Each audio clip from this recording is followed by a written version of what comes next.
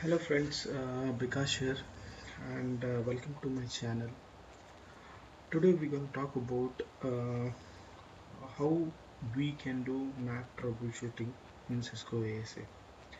So before going further on this video, I'll just request you guys to please click on subscribe button so that whenever I get a new video on YouTube, you'll get a notification of that. And please give a thumbs up if you like this video. Okay, we can move further in this video. So we'll start how we can do NAT troubleshooting in Cisco ASA. To understand how NAT troubleshooting works, we need to understand the order of NAT processing in Cisco ASA. So what is the process of NAT in Cisco ASA? I'll just speak about that. So first, I have in the last few videos what I have showed you guys, like how auto NAT works, how manual NAT work, and how twice NAT works. Like, so Cisco has created a new kind of NAT that is called auto NAT. So you need to create an object, you need to do a natting for that, and just go. Like, this is you don't need to put a NAT statement, uh, full NAT statement. Cisco does automatically. So whenever you put an NAT entry inside object, it will get natted automatically. You don't need to take care of that NAT. And as per whatever the configuration, Cisco decides which NAT will be processed first and which process after that. So if you do an auto NAT, Cisco device decides which NAT will be processed first. So and Cisco also gives some flexibility to the network administrator that which NAT has to be processed first. So there is a way. First, it actually process the manual NAT. Manual NAT, what kind of manual NAT? The static NAT. Okay. Then it process manual NAT, that is dynamic NAT. Okay. Then it process auto NAT, that is static NAT. Okay. Then it process auto NAT type dynamic. Then it process, we can influence our manual NAT where it needs to be. Like, let's say if we want manual NAT to be processed before auto NAT, it does it automatically. But if we need manual NAT to be processed after auto NAT, we can do that. There is a command wherein you can configure and the NAT process will be after auto NAT.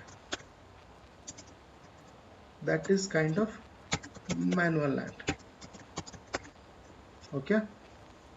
So this is order of process NAT which actually done by Cisco ASA. Now I will show you the practical about this NAT. So we'll see that.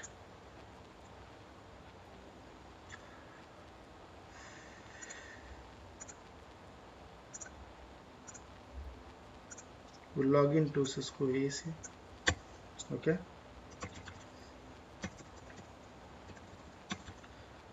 So do we have any object? Yes, we have. So let's say we'll start with AutoNet first. Okay. NAT. Okay. Inside, outside, static. Let's say if the traffic it's going from this network, inside network, going to outside network, in that case we are going to NAT it to 20.1.1.100. Okay. So if we see here, show NAT details. Sorry, show NAT details. So if the traffic is source from 1.1.1.1 to anywhere from inside to outside, the source will get translated to 20. Okay. Now we'll create another NAT type static, which is a manual NAT. So we'll do one thing. We'll on the global command we need to type inside outside source static. Okay. The object group of the rail is 1.1.1. Okay. And I wanted to map it to 102. This mapped. Okay. So we'll map it to this. If you see this NAT details, now if you see this is a manual NAT. So first, if we do this, the NAT will prefer this. I'll show you. If I initiate traffic from 1.1.1, it will get translated to 20.1.1.2, 102. Why? Because the NAT process is manual static NAT first, as I have shown you here. I'll show you if I do a telnet from R1 to R2. Okay. Telnet 2.2.2 with the source of loopback 0. Actually it has some problem. Okay. When I try to initiate first time, it will not happen, but if I try to do it second time, it actually works. So I'll place it over here so that you'll be able to see the diagram and you'll be able to understand the schema. Okay. Okay. Now if I see the connection long, see,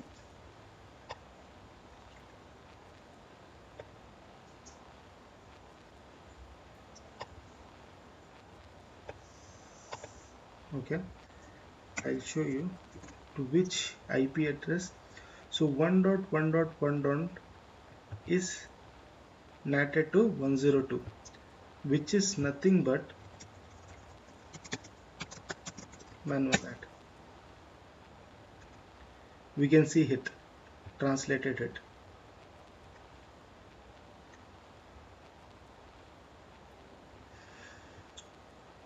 And I can do, let's say if I want this NAT to be processed after AutoNAT, I can do that. So what we need to do is we need to just put a command over it.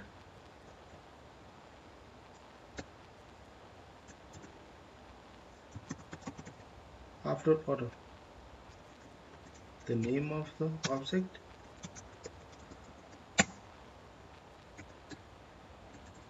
Okay, source static, sorry,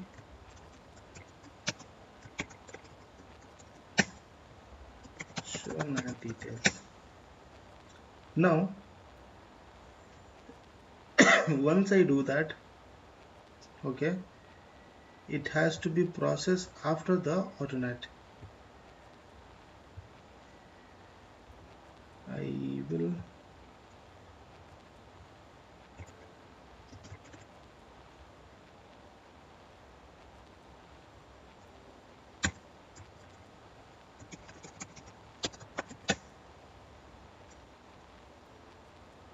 okay, I guess it has not been taken.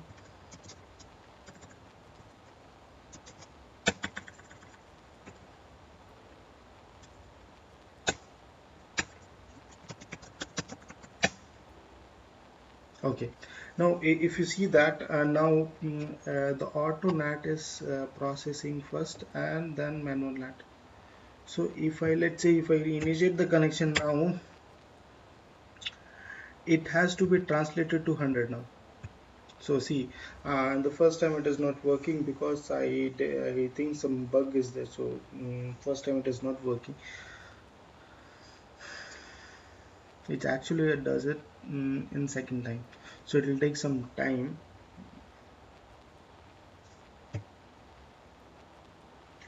As if you see the statement of mine, like we can influence the NAT order, the manual NAT order, like this. So if I do it, I'll just make it a little big. So now if you see that 111 is getting translated to 100.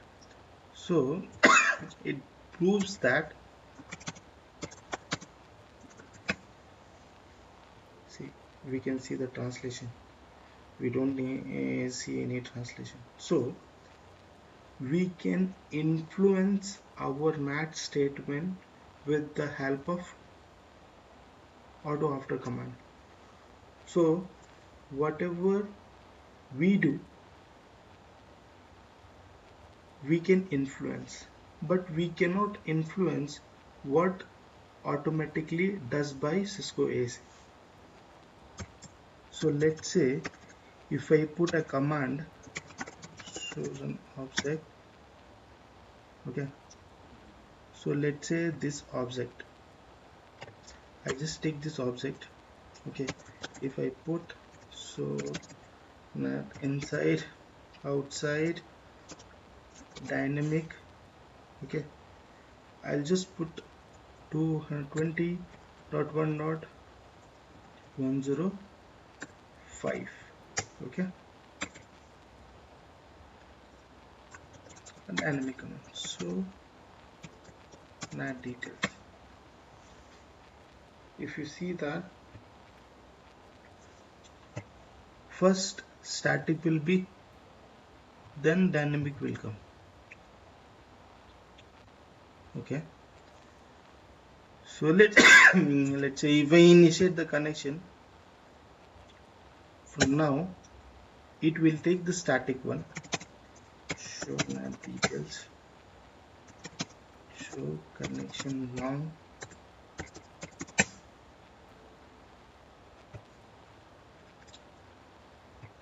if you see 100, okay, clear connection.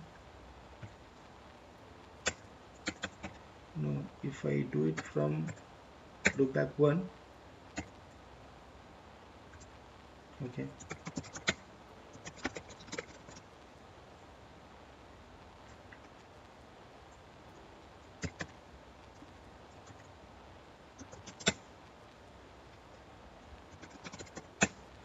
what I'll do is I will just configure another IP address over it.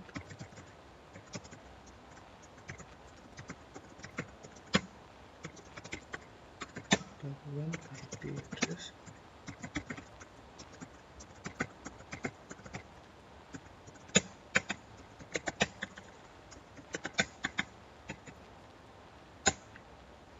first time doesn't work, So like this is how we do troubleshooting.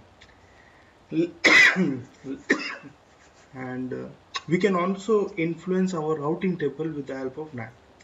So let's say if we do a packet tracer input inside one dot one dot one, sorry, it is one dot one dot. Okay, so TCP one dot one dot one dot one 1024, it is going to 2.2.2 on 23. See, if you see that um, there is no routing lookup that is happening. First access list is getting checked. Okay, after that the NAT is getting checked, it is checking the per session. After that IP option, QoS, NAT URPF, and the flow creation and all. Okay, now if we are doing this, show run NAT. Okay,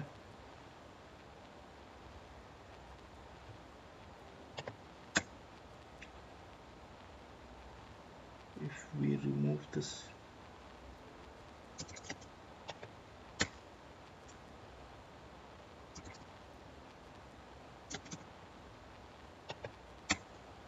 okay, NAT inside any static 20.1.100.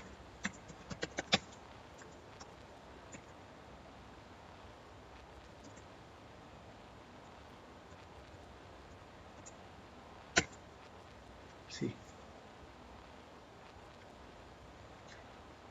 so when we do the NAT, the routing lookup happens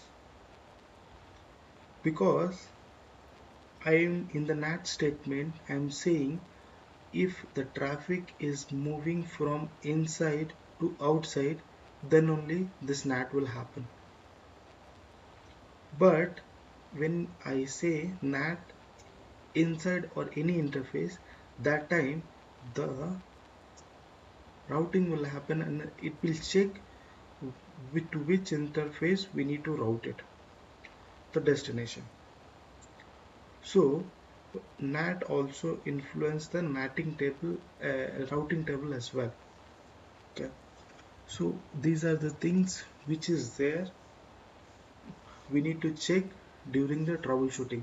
Let's say if something, in on the DMZ side is there, if I am putting in comment saying from inside to outside, if the traffic is going, then only the NAT will happen.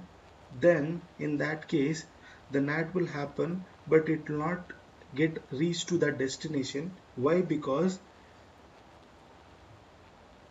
from this let's say from this to this, okay, it will never reach because the destination lies over here. That is the reason it will never route the traffic from inside to outside if we put a command inside to outside. So that is the reason we can influence the traffic with the NAT statement. So these are the things you keep in mind when you troubleshoot NAT statement. NAT Cisco ASA, because I have seen, like in my past experience, I can explain you, like because of NAT state orders, a lot of NATs will not work.